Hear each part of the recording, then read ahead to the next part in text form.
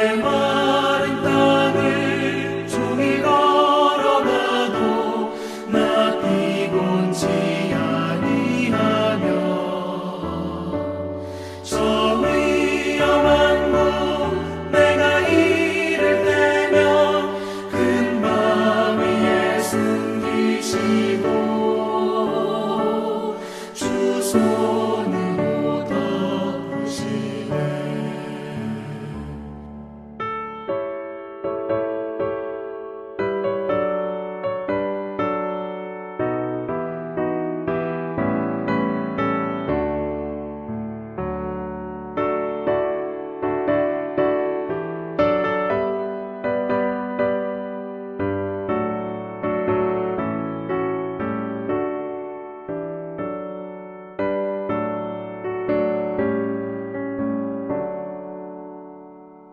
측량 못할 은혜로 채우시며 늘 성령에 감화주사 큰 기쁨 중 주님을 찬양토록 내 믿음을 도우시네. 메마른 땅을 종일 걸어가도 나 피곤치 아니하며 저 위험한 곳 내가 이를 때면 큰 바 위에 숨기시고 주 손으로 덮으시네. 주 예수님 공중에 임하실 때 나 일어나 맞이하리. 그 구원의 은총을 노래하리. 저 천군과 천사 함께 메마른 땅을 종일 걸어가도 나 피곤치 아니하며 저 위험한 곳 내가 이를 때면 큰 바 위에 숨기시고 주 손으로 덮으시네.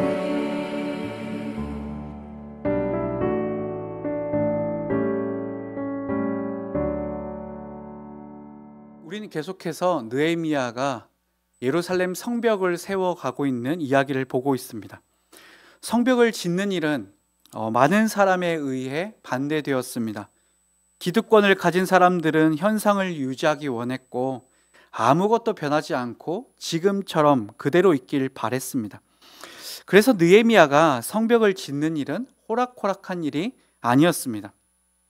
뿐만 아니라 이 방해는 단순하게 성벽이 세워지는 것을 방해하는 수준을 넘어서 이것은 일종의 영적 전투의 모습을 보여줬습니다. 왜냐하면 예루살렘 성벽 회복은 단순한 건설이 아니었기 때문입니다. 예루살렘 성벽이 무너진 이유는 하나님의 심판 때문입니다. 그럼 예루살렘 성벽이 세워진다는 것은 어떤 의미겠습니까? 하나님의 심판이 끝났다.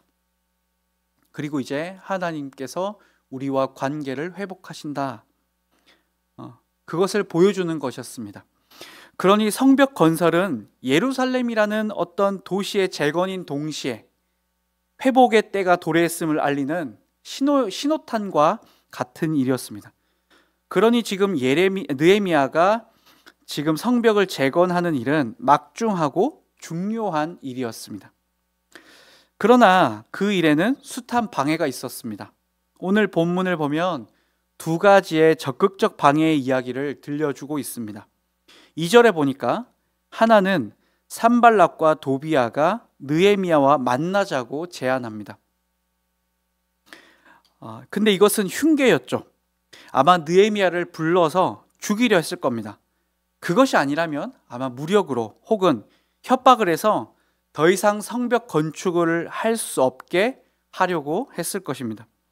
그런데 4번이나 사람을 보내서 느헤미야를 외곽 지역으로 불러냈어요. 하지만 느헤미야는 그것이 흉계인 것을 알고 나가지 않았습니다. 그러자 산발랏이 다섯 번째로 한 사람의 손에 편지를 들려서 보냅니다. 이 편지의 내용은 느헤미야를 모함하는 내용이었어요. 6절에 보면 그 내용이 나옵니다. 느헤미야, 당신이 반란을 일으키기 위해 성벽을 짓는다고 들었다. 그것은 당신이 왕이 되기 위함이라는 것을 모두가 알고 있다. 7절에서는 왕이 되기 위해 선지자까지 세웠다는 소문이 돌고 있다. 이거 당신의 왕이 들으면 뭐라고 할까? 그러니 어서 나와서 나랑 이야기를 해서 풀어보자. 이런 내용의 편지를 보냅니다. 그런데 이 편지를 일부러 봉하지도 않습니다. 편지가 봉해져 있지 않고 아무나 펼쳐서 볼 수 있게 했어요. 왜 그랬겠습니까? 아무나 보라는 거예요. 그냥 아무나 펼쳐서 보고 느헤미야가 이런 사람이야? 느헤미야 나쁜 사람이네. 그렇게 하려고 일부러 봉하지도 않고 편지를 자기의 종의 손에 편지 들려서 보낸 것입니다. 자, 여러분이 느헤미야라면 어떤 마음이겠습니까? 계략인 것도 알지만 얼마나 두렵겠습니까? 진짜 잘못되면 어쩌지? 내가 이거 성벽 짓다가 진짜 잘못되면 어떠지? 밤에 누군가가 와서 나한테 해코지하면 어떡하지? 진짜로 왕에게 이런 소식이 전해져서 왕이 느헤미야 저놈 배반자였구나 하면 어쩌지? 별별 생각이 다 들지 않았겠습니까? 그런데 9절에서 느헤미야가 뭐라고 합니까? 하나님, 나에게 힘을 주십시오. 느헤미야는 하나님께 힘을 달라고 합니다. 이 성벽을 다 완성하고 하나님의 심판이 끝나고 회복의 때가 이르렀음을 사람들에게 보여줄 수 있게 해주십시오. 힘을 주십시오. 끝까지 완성할 수 있게 해주십시오. 이렇게 하나님께 기대하고 바란 것입니다. 그런데 또 다른 위기를 만나죠. 10절에 보니까 스마야라는 사람이 있었는데 아마 느헤미야와 아는 사람인 것 같습니다. 근데 이 스마야라는 사람이 집 밖을 나오지 않아요. 그래서 느헤미야가 찾아갑니다. 그런데 이 스마야가 말합니다. 느헤미야 잘 들어. 그 사람들이 지금 너 죽이러 올 거야. 그러니까 그 사람들이 오기 전에 우리 어서 성소로 가자. 거기 가서 문 잠그고 숨자. 되게 그럴싸하죠.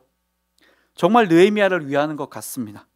그러나 성소는 제사장들 외에는 들어갈 수가 없어요. 거룩한 곳이기 때문에 하나님의 법을 어기는 것입니다. 아무리 느헤미야라고 해도 성소에는 못 들어가요. 그런데 이 느헤미야가 넘어가지 않습니다. 설사 자객이 온다고 한들 어떻게 내가 성소에 들어가서 살아남길 바라겠는가? 라고 말하면서 말이죠. 그런데 이때 느헤미야가 탁 생각이 든 겁니다. 나에게 성소에 들어가자고 하는 거 보니 스마야도 매수되었구나. 이 사람 지금 매수된 사람이구나. 그걸 안 겁니다. 만약 스마야의 말대로 자신의 목숨을 부지하기 위해 성소로 들어갔다면 어떻게 되겠습니까? 하나님을 위한 일을 하는 사람이 하나님의 법을 어긴 게 된 것이죠. 지금 하나님을 위해서 이 일을 해야 한다. 하나님 때문에 우리 예루살렘의 성벽을 세워야 한다 라고 말하면서 사람들을 독려해서 일을 하고 있는데 그 느헤미야가 하나님의 거룩한 성소에 자신의 목숨을 부지하기 위해 들어갔다 나왔다. 그럼 사람들이 이 느헤미야 믿고 따르겠습니까? 오히려 저 사람 정말로 자기가 왕인 것처럼 마음대로 하는구나 생각하겠죠. 편지에 있었던 내용 그거 진짜구나 이렇게 할 겁니다. 산발락과 도비야는 아주 치밀하게 작전을 짜서 지금 느헤미야를 곤경에 처하게 하려고 합니다. 그런데 오늘 우리 보여주고 있는 느헤미야의 모습은 느헤미야뿐 아니라 우리에게도 직면한 문제입니다. 우리 인생은 마치 성벽을 건설하는 것과 같습니다. 하나님께서 만드신 존재임에도 불구하고 자신이 왕인 척하는 우리의 마음과 우리의 삶은 마치 다 무너진 성벽과 같습니다. 하나님이 잘 만들어놨는데 인간 스스로가 자신의 삶을 다 망가뜨린 것이죠. 그러니 하나님께서 질서를 세워두고 하나님께서 규칙을 정하시고 하나님께서 아름답게 해놨음에도 불구하고 인간 스스로가 죄의 영역 안에서 그 자신의 죄성 때문에 혼란과 무법이 넘쳐나게 됩니다. 그런데 그렇게 혼란과 무지와 무법이 넘치는 우리 인생을 성령께서는 우리와 함께 다시 만들어 가시죠. 우리가 살아간다는 것은 그 일을 하는 것입니다. 다 무너졌던 인생을 성령 하나님과 하루하루 매일매일 세워갑니다. 그렇게 하나님의 질서를 세우시고 정돈하는 것이죠. 그러니 성도의 인생은 곧 다 허물어진 우리 인생을 마치 성벽을 쌓듯 정돈하고 세워가는 일이라 할 수 있습니다. 이렇게 허물어진 인생을 세우는 일은 고생스럽습니다. 때로는 버겁습니다. 거기다가 느헤미야를 협박하는 대적이 있는 것처럼 우리 인생을 쌓아가는 일에도 대적을 만나게 됩니다. 우리 인생에도 산발랏이 있습니다. 산발랏이 어떻게 했습니까? 죽이려 하죠. 그리고 모함하죠. 우리에게도 그래요.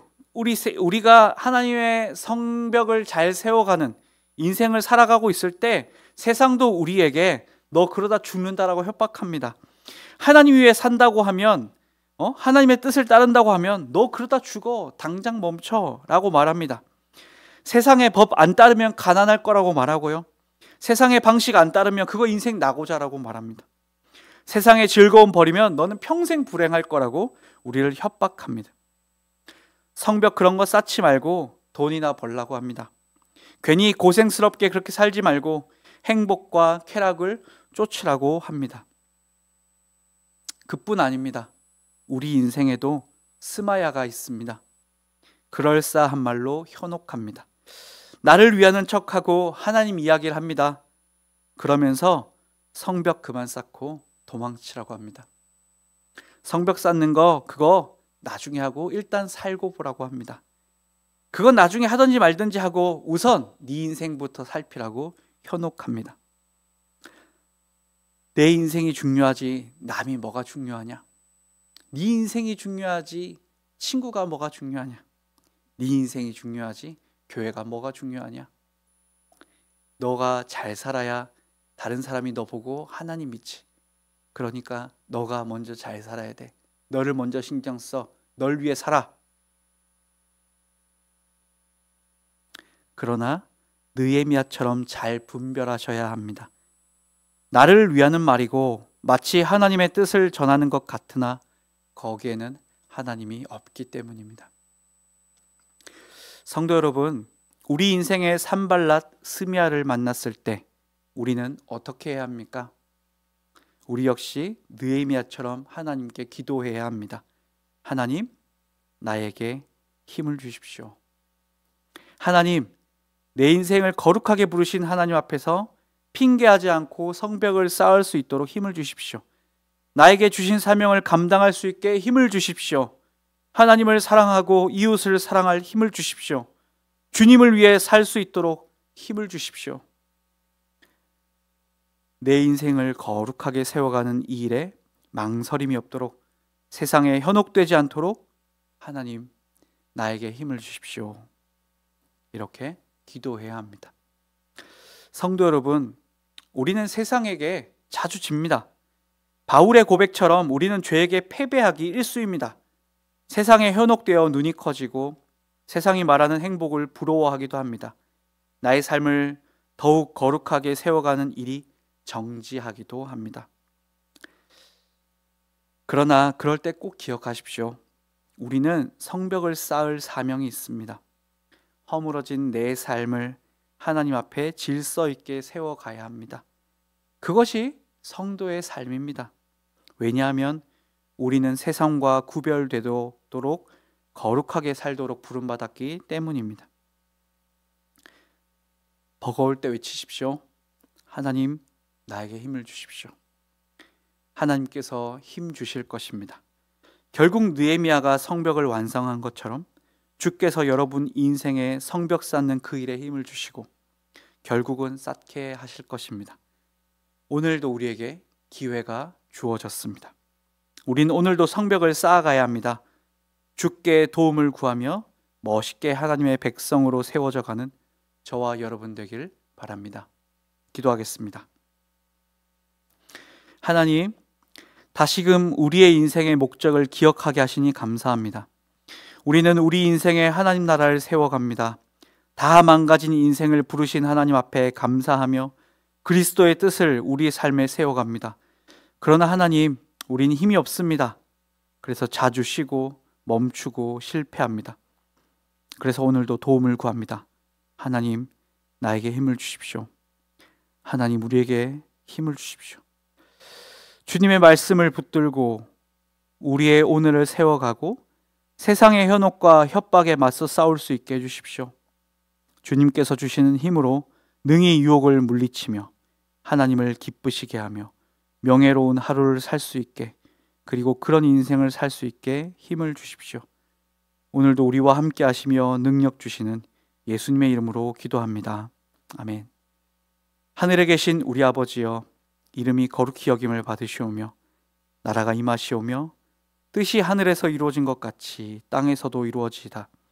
오늘 우리에게 일용할 양식을 주시옵고 우리가 우리에게 죄 지은 자를 사하여 준 것 같이 우리의 죄를 사하여 주시옵고 우리를 시험에 들게 하지 마시옵고 다만 악에서 구하시옵소서. 나라와 권세와 영광이 아버지께 영원히 있사옵나이다. 아멘.